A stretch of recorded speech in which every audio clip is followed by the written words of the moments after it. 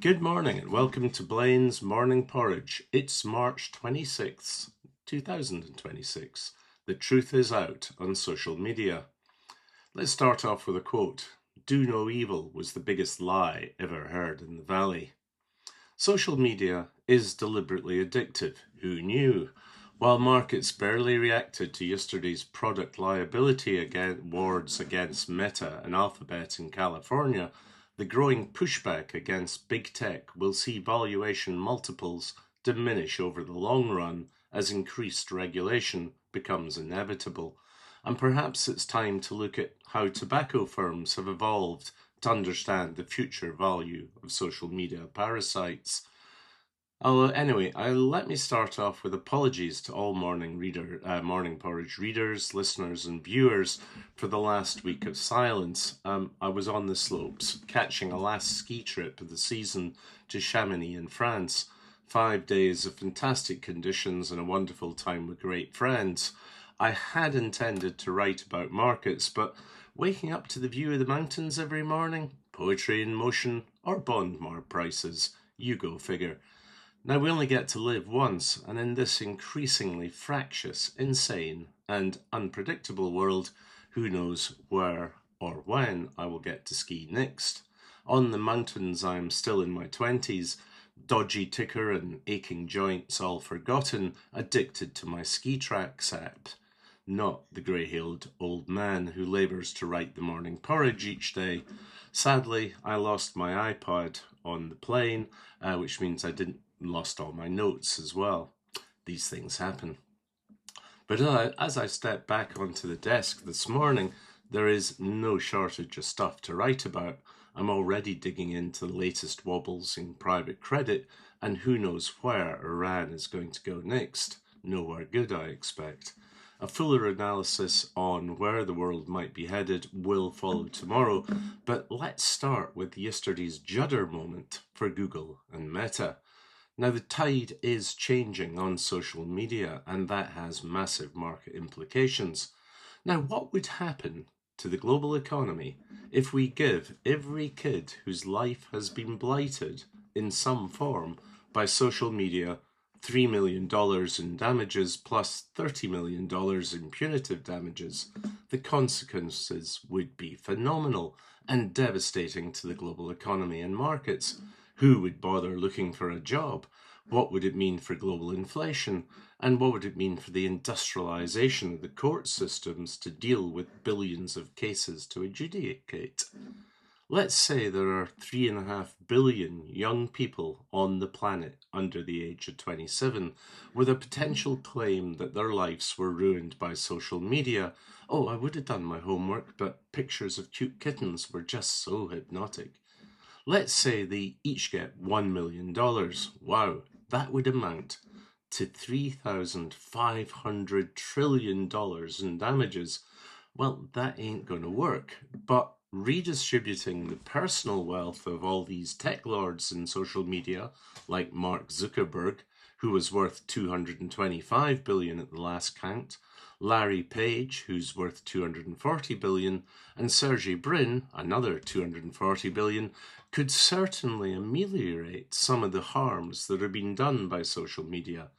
With power and wealth comes responsibility, a fact that Zuck et al. Would like to gloss over. And it's funny to remember that Google's original marketing gimmick and motto was "Don't be evil." It was actually enshrined in the company's employee handbook and codes of conduct, but you won't find any such nonsense anywhere in the corporate HQs that litter Silicon Valley today, and I could never understand Facebook's appeal. Originally, it was a scoring system for ranking hot babes on campus. Zuckerberg has always had the mien of something well dodgy around him.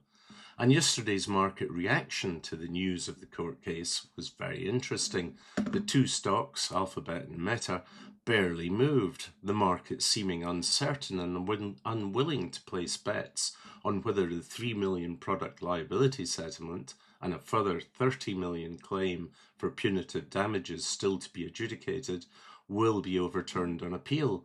Traders appear unwilling to price a future where the threat of legal action hangs over the extraordinary earnings power behind social media. Yet the risks to social media platforms are huge. There are, according to the media this morning, at least 100,000 similar claims pending. While yesterday's $3 million award ain't even a rounding error on social media profits, 3 billion or 30 billion in cumulative damages would be. And let's be brutally honest about what the social media firms really are. They profit by monetizing our attention on the streams of social media pap they stuff into our eyeballs. They monitor our emails, our likes and dislikes, and feed us carefully curated, processed media stodge with the intention of opening our wallets to firms that want to sell us crap. Make the mistake of opening one ad for a pressure jet wash attachment, and you can guarantee your feed will be full of similar tosh for days.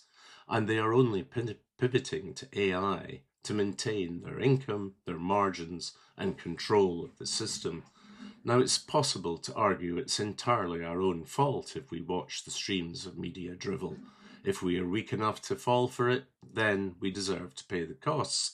But I do disagree with that. Our weaknesses have been weaponized against us. They have been callously identified and exploited. And that's why everyone is now comparing social media to the tobacco firms or drugs like OxyContin and the Sackler family. To sell ourselves and themselves to advertisers, the algorithms used by social media firms are designed to keep us watching, and it works. That's definitionally addiction. The consequences, especially on young minds that don't know any better, can be devastating. We all know that. And that's what the case in the US found. Social media platforms are addictive for children, and therefore Google and Meta are responsible for the anxieties, depression, body dysmorphia, and generally awful childhood of the 20-year-old plaintiff in the case. As we're all aware, it's not just children who are influenced by targeted social media. If you can fill a person's newsfeed with stuff they like and engage with, social media firms know they can engage more deeply to sell them stuff, even if it means filling their minds with fake news and extreme right or left-wing perspectives. And as we are seeing in deeply polarized politics and in political failure, the consequences of such media manipulation are huge, as will be the consequences of AI. And we've known how to influence people for millennia. Social media is just the same thing on an industrialized scale in the pursuit of naked profits. And thus far it has worked. In the last few years, the social media firms have seen their take of global advertising soar. TV companies are dying because Google and Meta have become a market duopoly. It's far more effective to target ads directly to people than drop them on a screen in the hope they might stick. Now, of course, there is now a trend to reverse the power of social media because politicians are finally waking up. Banning kids from social media sites has become a vote winner and is under discussion all around the Western democracies. Funnily enough, most autocratic states don't allow it. It's now recognised that social media is deliberately designed to be addictive, and their power to sell anything from nasal hair trimmers to extreme ideologies is now recognised. So regulation and the depowering of social media platforms is inevitable, and it's going to happen, and it's going to accelerate as more and more cases come to courts and the sheer scale of social media manipulation becomes increasingly clear, which is why I'm surprised the market is not already beginning to price in that future, which will happen more quickly than we expect. And let's not forget the abomination that is online gambling, deliberately preying on the weak and desperate in society. Now, where will that leave social media firms in the future? The tobacco companies today are still large and profitable businesses. Sure, they still sell a highly questionable addictive product, but they've diversified into new, safer ways of feeding nicotine demand. They've survived a switch from an essentially unregulated market to what is now a highly regulated market, and could therefore become a model for the future regulation of social media. Anyway, I'm out of time already this morning and I've got lots to catch up on. You can find the Morning Porridge on www.morningporridge.com, and if you sign up, you'll get it delivered direct to your inbox. In the meantime, I'll be back with something else completely different tomorrow. Thank you very much for your attention. Cheers.